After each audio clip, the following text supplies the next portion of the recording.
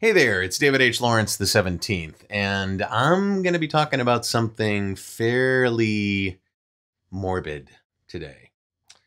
Um, the headline of this daily video of ours, we're doing one a day for the 365 days of the year, is "You could be hit by a bus." God, my grandfather used to say that all the time, and I didn't realize what he meant by that.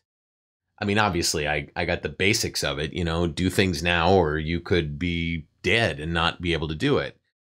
But it also lent to his love of life. Clearly, it was important. And the other day, I learned about the phrase memento mori. memento, new word, mori. Memento mori. And basically, what a memento mori is I don't have one. Let's just say this throat lozenge is a memento mori. And I would keep it on my desk as a memento about death, but more importantly, the fact that we're all going to eventually die and how to enjoy life. The warning that you'll die.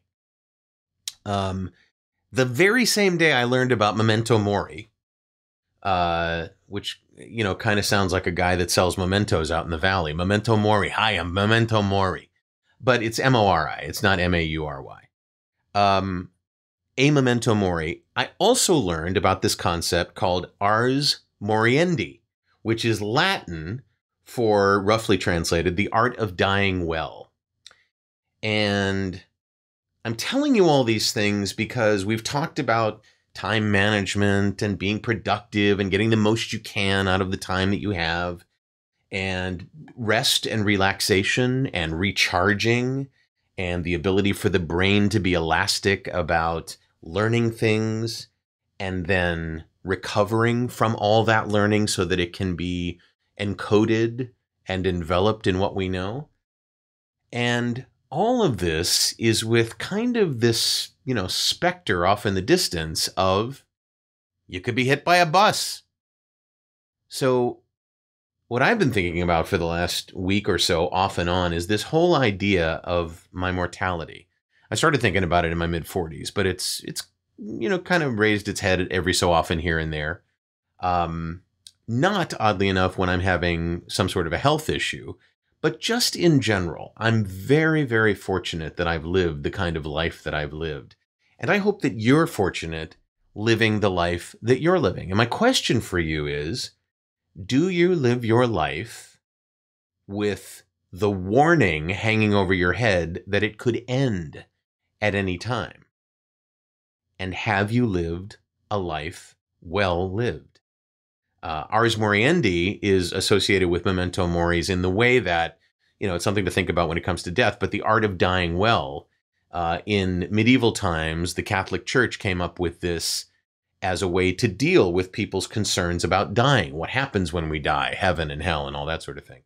And there was a group of, I think, 7 different things that they taught people about dying well. What not to be afraid of, how to comfort someone who is passing. And it's where last rites was sort of refined. It'd been around since the beginning of the Catholic Church, but last rites were kind of codified, what to do when a Catholic is dying and so on. And I'm not a particularly religious person. I have my own personal thoughts about how religion is not very organized religion, and the hierarchy of religion isn't very useful. But I do think about death, and I do think about living a life well lived, and I do think about getting the most out of the time that we have here on Earth. And I look forward to dying well. I don't look forward to dying, but I look forward to the moment when I sort of realize that that's what I had, that's the time that I had, and I lived it well, and I helped others, and I did what I needed to do. But my overarching question here today is, do you worry about death? And if you do, what causes you to worry about it? And how can you not worry about it? I believe that understanding as much about it as you can, knowing that it's inevitable, and just sort of accepting the fact that if you do things, constantly trying to refine things, definition of success, do more of what works and less of what doesn't, you could extend that to do more of what works and less of what doesn't while you're here on Earth. But the idea of all of these things that we've been talking about in terms of growth mindset and the definition of success and honing and refining and all of the relaxation things that we've been talking about, is that leading you to a point where you worry less about death, where you take the time to give yourself kudos, a bit of a break and some credit for having a life that you're living well, that you're having fun at? And yeah, there's some struggles here and there, but overall, they're manageable. I wonder how you think about your mortality. For me, it's been something that made me come to Los Angeles. I wanted to become an on-camera actor before I passed away. And I wanted to do a lot of things. I still have things that I want to do. But what I'm finding is the more I learn about how to live life well, the less I'm concerned about dying, the less I'm concerned about dying poorly. I think I'm going to die. When I do die, I'm going to die well. I just needed to get that off my chest today. I don't think there was any big major point that I wanted to stress other than the more skill you have in living life, the less likely it is that you'll be fearful of death.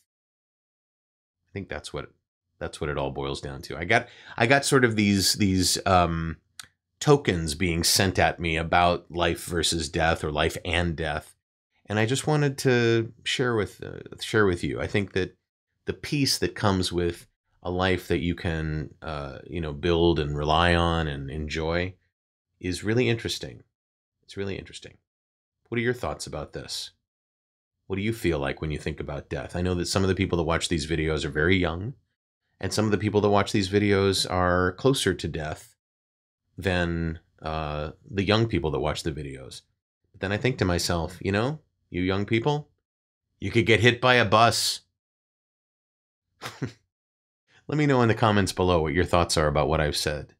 If you'd like to subscribe to my channel, I promise you the next video won't be nearly as morbid, if morbid at all. Go ahead and click on my head there and you can subscribe, or you can click a subscribe button somewhere on the page that you're watching this on. If you want to see the latest episode that I put out, go ahead and click on that frame right there and YouTube will play it for you. I'm David H. Lawrence the 17th. I so appreciate you watching these daily videos. I thank you for helping me meet this challenge, and I will talk to you tomorrow.